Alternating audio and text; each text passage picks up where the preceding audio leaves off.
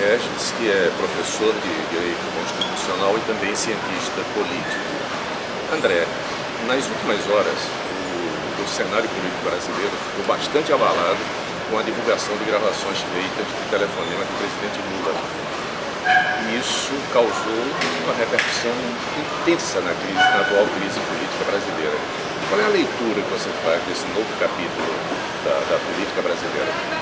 É de que parece que a gente chegou agora na fase terminal do governo Dilma. A ideia de levá-lo para o governo era uma ideia razoável do ponto de vista dos interesses da presidente, como última cartada para recuperar a governabilidade pela atuação de Lula, com a base do governo, com setores econômicos da sociedade. Então atendia a Dilma levá-lo para o governo, mas atendia também a Lula para que ele escapasse das garras da Lava Jato, Sérgio Moro, já que ele estava na iminência de ser preso em decorrência do que está sendo apurado a partir do triplex, o sítio, etc. Inclusive, uma das gravações com o cientista político Carlos Alberto Almeida, ela é muito significativa.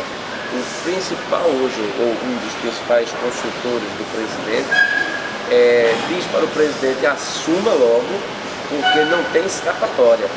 Em Curitiba não tem escapatória. E ele termina cunhando a expressão República de Curitiba, né, com a questão da Lava Jato. Então ele foi para o governo para escapar da Lava Jato, para atender os interesses dele. E ele foi para o governo para atender aos interesses de Dilma, para salvar o governo dela, o que foi um movimento arriscado, mas que terminou dando errado.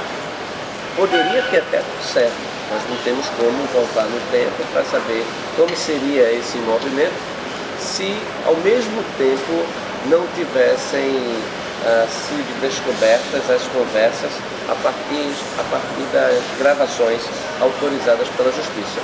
As gravações, o teor do que nós sabemos hoje causa espanto, até para aqueles mais críticos ao governo Dilma, Lula e ao PT, porque não é algo que qualquer pessoa pudesse sequer imaginar o grau de comprometimento da falta de princípios éticos e morais, a falta de postura do presidente Lula, revelado pelas gravações. Isso é muito grave.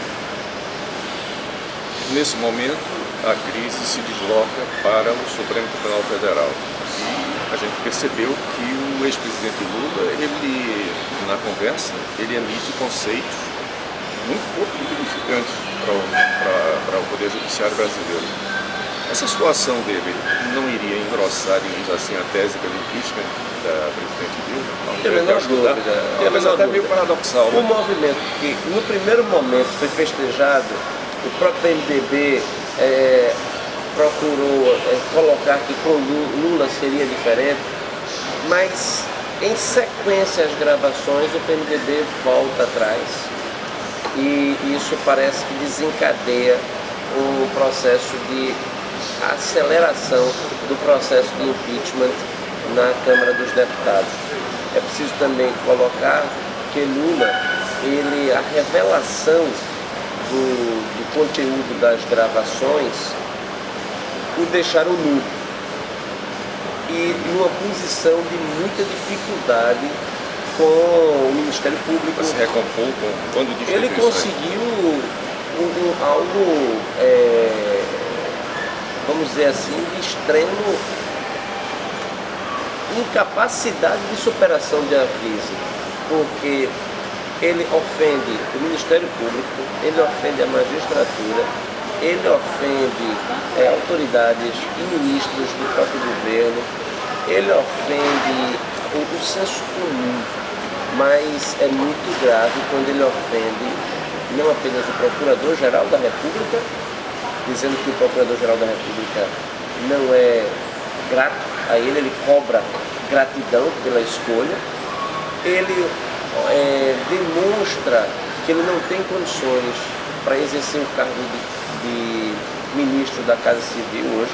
Inclusive, como é que nós vamos admitir um ministro da Casa Civil que terá inclusive o controle da ABIN, que a ABIN é o órgão responsável o órgão de inteligência, informações de inteligência. como é que a gente admite alguém que está chefiando a ABIN, que foi pego ligando para o ministro da Fazenda, Nelson Barbosa, para Nelson Barbosa interromper o trabalho dos auditores fiscais que estão auditando as contas do seu instituto, o Instituto Lula. Ou seja, ele quer impedir que haja as investigações, e aí no campo fiscal.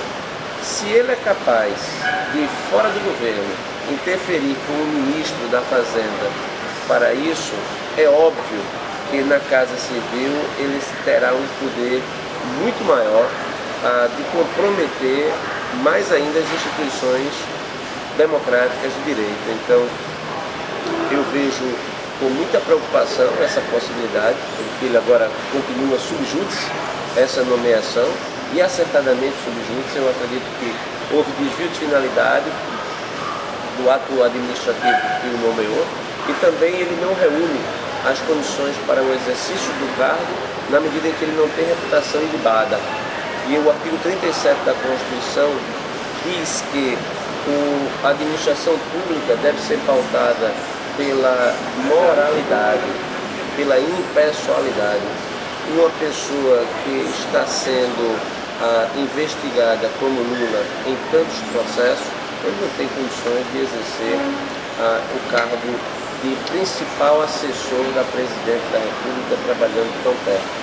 Vai ter dificuldade no Supremo, porque ao dizer que a Corte está agachada, que a Corte está desmoralizada, ele puxou para si a necessidade da Corte demonstrar que os pedidos dele para a ministra Rosa Weber não foram atendidos e de que a Corte tem compromisso com o novo Brasil, que é sinalizado a partir da Operação Lava Jato, do extraordinário trabalho do pessoal do Ministério Público Federal, da Polícia Federal e do juiz Sérgio Moro. Nesse momento que nós estamos conversando, se noticia que já são quase meia centena o número de ações que foram protocoladas junto a várias instâncias, em vários estados do Poder Judiciário. O que vai fazer com que vários processos gerem mais instabilidade. E como há algum apoio, a Associação dos Juízes Federais, ela deu uma nota de apoio ao juiz Sérgio Moro. A Associação dos Procuradores da República deu apoio aos procuradores da República no Paraná. A Polícia Federal, a Associação dos Delegados de Polícia Federal, dando apoio. Isso significa que o Judiciário, o Ministério Público, a Polícia Federal estão mobilizadas contra Lula, porque as gravações demonstram que Lula conspirou de forma violenta contra essas três instituições. Então, eu acredito que existe inclusive a possibilidade do Supremo Tribunal Federal devolvê-lo ao juiz Sérgio Moro como uma forma de demonstrar que nós temos uma corte respeitada, de qualidade e que é garantidora da Constituição.